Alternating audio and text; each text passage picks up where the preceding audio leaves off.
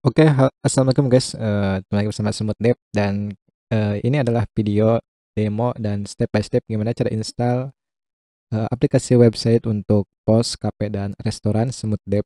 Ya, oke. Yang pertama tentunya teman-teman harus sudah punya nih si produknya. Ini ada zip untuk pos kafenya dan pastikan ini dari Semut Dev ya. Yang belum punya silahkan cek link di bio dulu. Oke, untuk selanjutnya untuk penginstalan di localhost kita bisa menggunakan Laragon. Nah, ini aplikasinya saya sudah ada. Kelebihannya dia bisa multi versi PHP dan bisa Node.js, HDSQL dan semuanya itu bisa ya. Nah, terus atau yang lebih mudah teman-teman bisa menggunakan SAMPP. Nah, untuk project yang KP ini teman-teman harus pakai SAMPP yang versi 7.4 ya. Nah, versi ini 74. Nah, kalau nggak ada di sini teman-teman bisa cari di mana ya, di sini di more download ya. Nah, teman misalkan untuk Windows nih, untuk Windows, nah pastikan yang versi 7.4, mau yang 433 atau 30. Nah, ini karena si project ini menggunakan PHP 7.4. Oke, tapi di sini saya akan mencontohkannya menggunakan Laragon. Oke, kita sudah download dan teman-teman tinggal buka dulu si Laragonnya, terus tekan start. Nah, teman-teman bisa klik kanan. Nah, ini PHP. Pastikan PHP-nya pakai yang 7.4 karena ini projectnya base-nya menggunakan kode Igniter 3. Jadi dia pakai PHP 7.4 gitu guys. Oke, untuk selanjutnya kita akan ekstrak dulu si produknya. Nah, ini kita double klik aja. Oke, ini yang Mac OS-nya kita hapus saja. Ini nggak penting. Oke. Nah, nanti kita akan pindahkan ke root project-nya. Nah, ini root project-nya ada di, kalau kita buka Laragonnya, klik root. Nah, dia kalau diklik itu ada di directory C, Laragon, dan www ya. Nah, di sini directory C, Laragon, dan di W, triple W ya.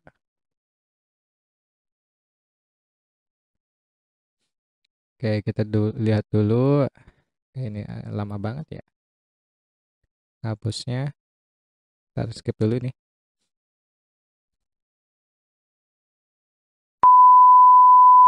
Oke teman-teman, ini sudah diekstrak ya si projectnya. Nah, ini ada di dalam. Nah, teman-teman copy aja dulu atau di copy atau di cut bebas ya. Copy. Nah, teman-teman pindahkan ke directory Laragon www. Nah, di sini paste aja. Start. Oh, kalau nggak ada pastenya. Mana nih? Ini copy ya.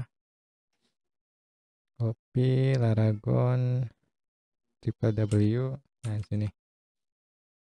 Oke. Sini saya copy aja. Nanti untuk tutorial cara upload yang di web eh, itu di step selanjutnya ya. Oke, ini si projectnya sudah ada di sini. Nah, pertama teman-teman harus mengimport dulu database-nya nih. Sini udah ada database-nya. Nah, kalau teman-teman bingung, teman-teman bisa baca dokumentasinya di sini. Saya sudah bikinkan menggunakan Markdown nih. Kalau misalkan step by step-nya lupa ya. Tinggal baca di sini. Nah, oke. Iya, ini fiturnya ini untuk cara menyalakan aplikasi. Nah, pertama udah keluar, udah download, kita bikin database-nya dulu. Database-nya dulu. Tuh. Ini bisa pakai migration atau kita import saja. Karena saya sudah sediakan filenya, kita import saja. kita akses localhost phpMyAdmin. Oke, sini. Pastikan ininya sudah jalan ya.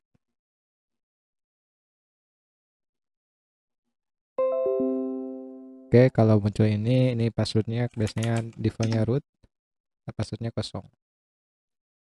Oke, udah masuk dan sekarang teman-teman tambahkan databasenya, misalkan Puskp, udah tambah simple itu, tinggal import. Di sini ada tombol import, lalu pilih file yang database tadi itu ada di C Paragon www mana nih, ini 03 Puskp, ini database. Udah simple, tinggal import saja. Oke, selanjutnya teman-teman ini apa? Oke, selanjutnya teman-teman bisa setting config-nya ini. Config-nya kita coba open with pakai VS Code aja ya. Sini ada config kan, config PHP. Nah, si config-nya ini arahkan ke URL-nya. Nah, karena kita simpannya di root, di localhost. Ini foldernya udah sama ya tadi. Ada di www, nih ada www. Berarti kalau www ini localhost dan ini nama foldernya 03 KP. Ini. Nah, terus untuk DB hostnya kita pakai localhost sini atau pakai IP lokal. Ini rootnya dan DB name-nya yang tadi kita bikin ya. DB name-nya ini. Oke, untuk step di cPanel juga kurang lebih sama. Udah selesai. Sekarang kita coba akses si websitenya. Terus. Oke, ini aplikasinya sudah jalan. Nah, terus loginnya apa nih? Loginnya bisa di preview dokumentasi. Untuk username-nya admin dan password. Oke. admin@admin.com, passwordnya password login, dan ini adalah tampilan untuk dashboardnya. Oke, itu untuk cara installnya di lokal.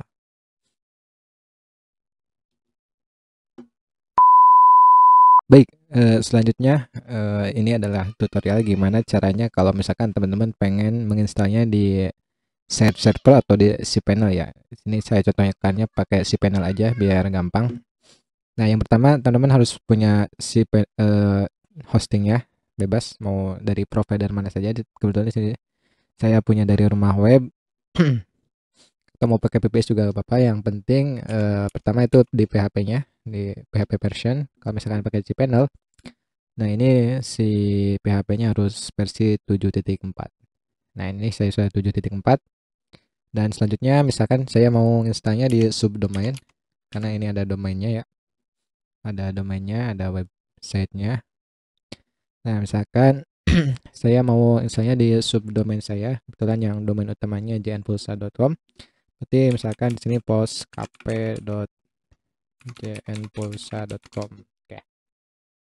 Oke, di sini untuk foldernya di public di postkp.jnpulsa.com. Oke, submit.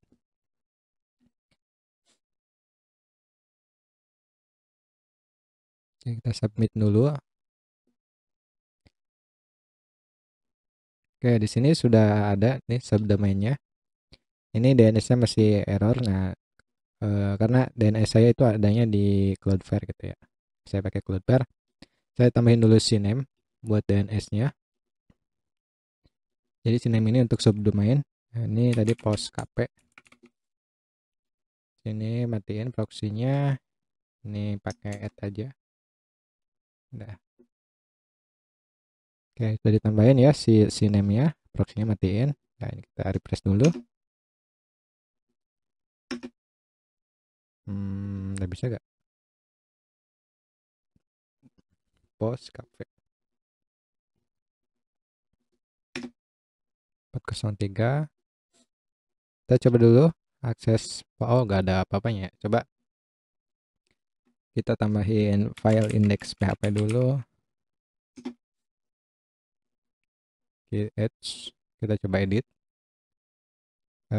Kita tes dulu ya, jalan nggak ini si PHP-nya. Kita buka tag PHP dulu sederhana,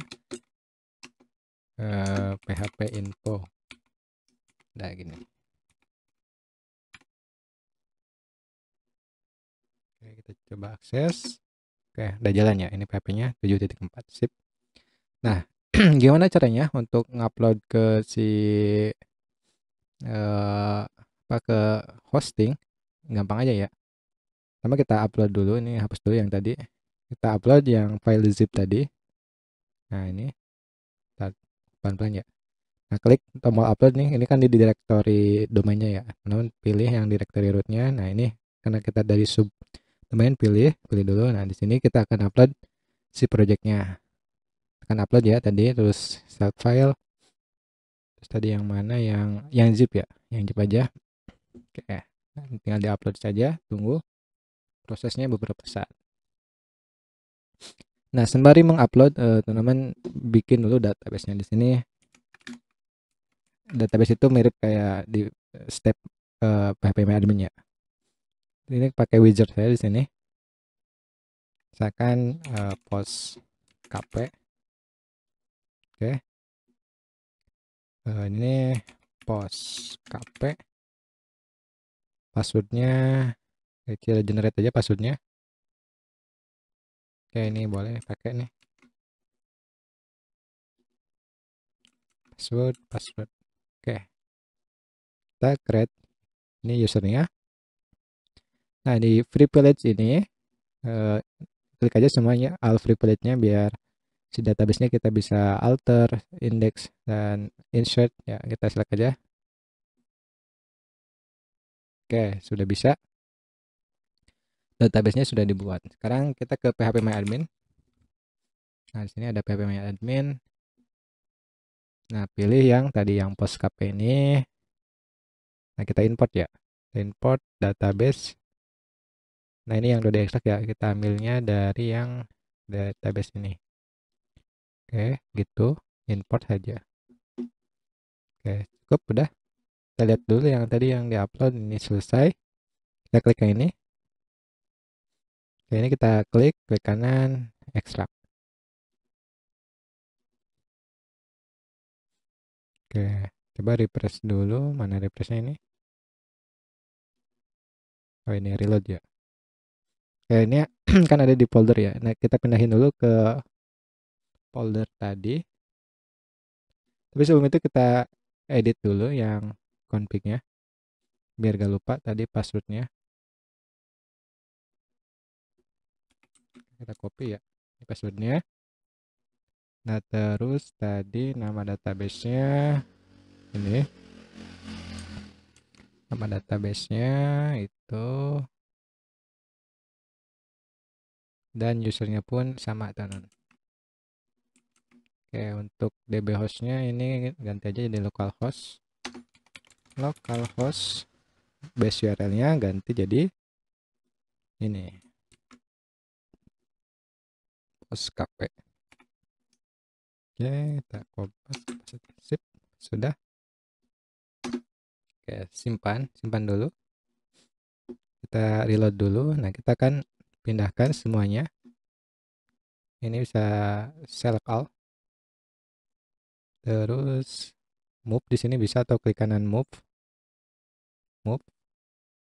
Move-nya kemana ini? Ke directory sini ya. Kita hapus ininya, foldernya.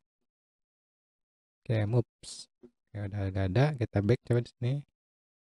Oke, ini directory-nya udah benar. Habis itu kita hapus zip-nya, jangan lupa. Ntar ada yang download.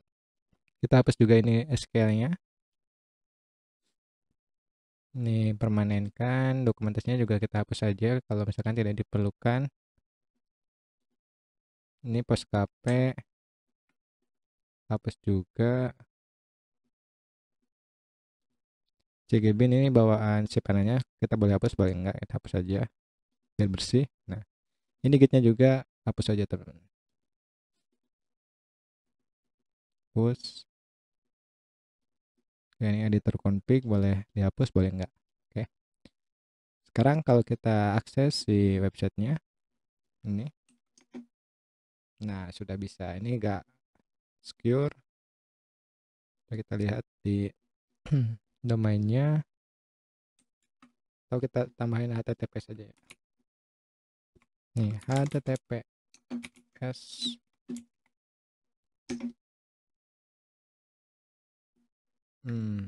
Ini malah nggak bisa ya. Kita lihat di config-nya.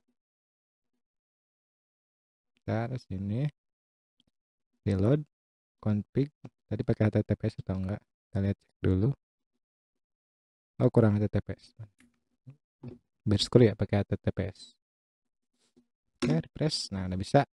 Passwordnya sama kayak tadi. Terus, oke, aplikasinya sudah bisa dijalankan.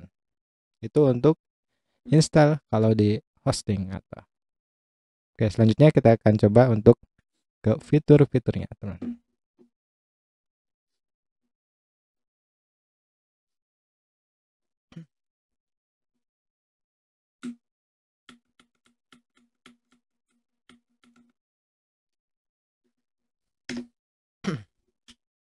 Oke, teman-teman, di sini saya akan jelaskan apa aja fitur-fiturnya yang ada di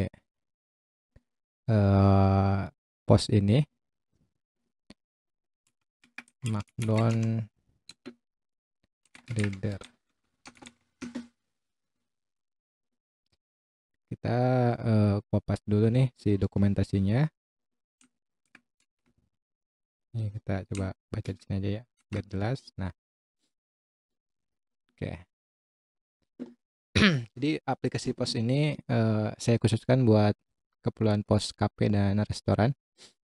Jadi misalkan untuk pos kayak toko biasa bisa juga, cuma mungkin lebih kurang cocok ya. Oke, ini pakai Codex Reader 3. Nah, fitur utamanya yang pertama itu ada dashboard. Ini untuk menampilkan ringkasan informasi yang penting ya, seperti total produk, jumlah transaksi hari ini, total pendapatan hari ini, produk yang stoknya kurang gitu kan. Terus ringkasan harian, minggu, bulan ini. Nah, ini dashboardnya ya. Dashboardnya kita ada ringkasannya. Nah, ini ada filternya minggu ini, bulan ini. Ini ada 12 transaksi kalau bulan ini pendapatan. Ini contoh aja ya. Terus yang kedua ada manajemen produk. Nah, ini untuk CRUD-nya. Teman-teman bisa menambahkan, mengedit dan menghapus produk. Nah, di sini ada di master data ada produk. Bisa menambahkan. Di sini ada kode produknya, nama produk, kategorinya apa gitu. Bisa diedit. Nah, bisa lihat detailnya gitu. Atau mau dinonaktifkan juga bisa. Dan aktifkan misalkan kita gak pakai lagi. Bisa gitu ya. Produknya mengolah stok produk. Nah, di sini ada stoknya. Jadi ketika ada yang beli, nah dia akan berkurang sih stoknya. Nanti kita akan coba.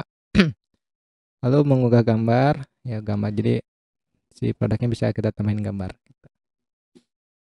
Terus aktif dan atur sudah, kategori produk tadi udah, fitur import dan pencarian. Di sini ada fitur import. Nah, ini untuk misalkan produknya banyak kan, teman-teman males input satu-satu, bisa pakai fitur import ini. Di sini ada contoh template-nya. Teman-teman bisa download. Nanti tinggal isi. Kalau udah di-update si filenya, nanti upload ke sini si CSV-nya lalu import. Oke. Itu untuk produk. Lalu ada manajemen kategori. Kalau ini simple aja nih. Jadi kan ada beberapa kategori ya. Di sini ada defaultnya ada 3, cemilan, makanan, minuman. Terus bisa tambah juga, misalkan mau kategorisasi apa lagi bebas itu, mau atau mau diedit juga bisa. Ini terkait nanti ketika tambah atau import. Di sini ada kategorinya. Sip. Lalu ke fitur utamanya itu point of sale-nya. Point of sale-nya itu ada di menu sini, post. Nah, di post ini teman-teman coba aktifkan dulu ya. Yang tadi biar agak banyakan. Ini aktifkan di bawah, simpan. Ini simpan. Oke, sip. Cakep banget. Nah, di sini Kalau ada gambarnya, ada gambar defaultnya, aman ya. Misalkan kita mau cari ayam goreng,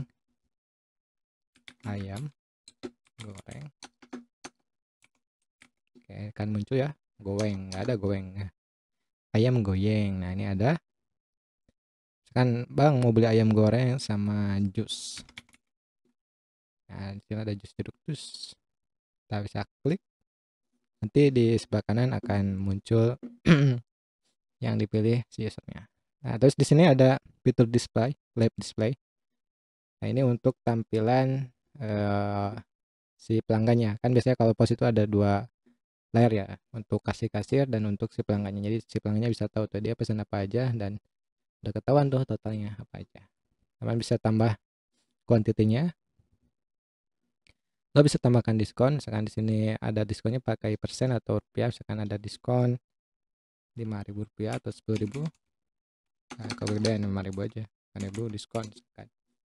Kedekaan. Nah, nanti akan terpotong otomatis. Nah, gitu. Ini ada fitur kosongkan kalau mau mereset si cardnya. Lalu ada lanjut ke pembayaran. Nah, di sini kita akan dilihat summary-nya. Ada tipe pesanannya, misalkan dine in, berarti dine in untuk dimakan di tempat. Udah take away, misalkan take away, ini pembayarannya ada 3 metodenya. Biasanya tunai aja gitu. Terus ini ada uang yang diterima, misalkan berapa, misalkan uangnya 50.000 gitu. Nah, nanti kembaliannya 26.000. Kita selesaikan. Nah, ini struknya. Nah, terus ada metodenya, mau dicetak di browser udah bisa, atau mau pakai Bluetooth atau mau pakai USB, apa-apa. Oke, ini untuk struknya bebas gitu, teman mau cetak mau kemana aja. Oke, itu untuk posnya kalau udah semua. Terus di sini ada fitur edit transaksi ya. Editnya gimana? Nah, misalkan ternyata transaksi yang tadi itu salah. Nah, teman lihat di transaksi. Nah, ini yang barusan 30 Agustus. Nah, ini bisa diedit juga. Nah, nanti masuk ke edit mode di sini. Misalkan tadi si ayamnya ternyata 2 gitu. Kita bisa lanjut pembayaran lagi. Tuh. Nah, ternyata uangnya pas. Oke, sip. Ini ke yang baru. Transaksinya sudah diupdate. Struknya mau lihat lagi di sini bisa. Itu untuk fitur posnya sangat sederhana dan tapi selalu cukup untuk POS. Lalu ada manajemen transaksi. Ini udah kita spill tadi sedikit ya. Ini ada manajemennya untuk semua list transaksinya. Bisa diedit, bisa dilihat. Terus ada laporan. Ini ada laporan, fitur laporan di bawah. Ini laporan ada 2. Ada laporan penjualan, ada laporan per produk. Kalau penjualan berarti fokusnya ke transaksi, ke duitnya gitu kan. Hari ini udah ada jual berapa nih? Minggu ini berapa? Bulan ini berapa? Atau bisa di custom file. Nah, gitu kan. Sip. Lalu ada laporan berproduk. Nah, ini terkait si stoknya. Misalkan hari ini ternyata ayam goreng paha ada 2 nih, jeruk ada 1. Minggu ini, bulan ini, nah ini. Gitu guys. Ini bisa di custom file-nya. Oke. Oke, selanjutnya ada manajemen pengguna. Nah, ini untuk penggunanya bisa lebih dari 1 ya. Dan untuk saat ini cuma ada 1 aja untuk role-nya. Jadi gak ada buat, jadi khusus kasir doang, nggak ada buat misalkan koki gitu, belum ada. Itu mungkin untuk di next versi berikutnya kalau misalkan ada permintaan. Lalu ada fitur pengaturan umum. Nah, ini untuk pengaturan toko kalian, misalkan nama tokonya apa, alamatnya apa, kontaknya apa, dan ini akan muncul di struknya di sini. Nah, ini misalkan La Cafe dan dari luhur di Kosim seperti itu. Oke, sip. Oke, ini keamanannya pakai on out. Oke, udah. Ini kalau buat programmernya ini dia pakai modelnya gini, kontrolnya. Oke, sip. Oke, jadi itu untuk fitur dan demonya, teman-teman. Semoga suka dengan produk POS, cafe, dan restorannya dari Smooth Dev. Eh, Kalau ada masukan silahkan komen di grup ya atau di kolom komentar di bawah sini. Nanti kita akan rilis versi selanjutnya mungkin ya, dengan versi-versi yang lebih oke untuk si produk post ini.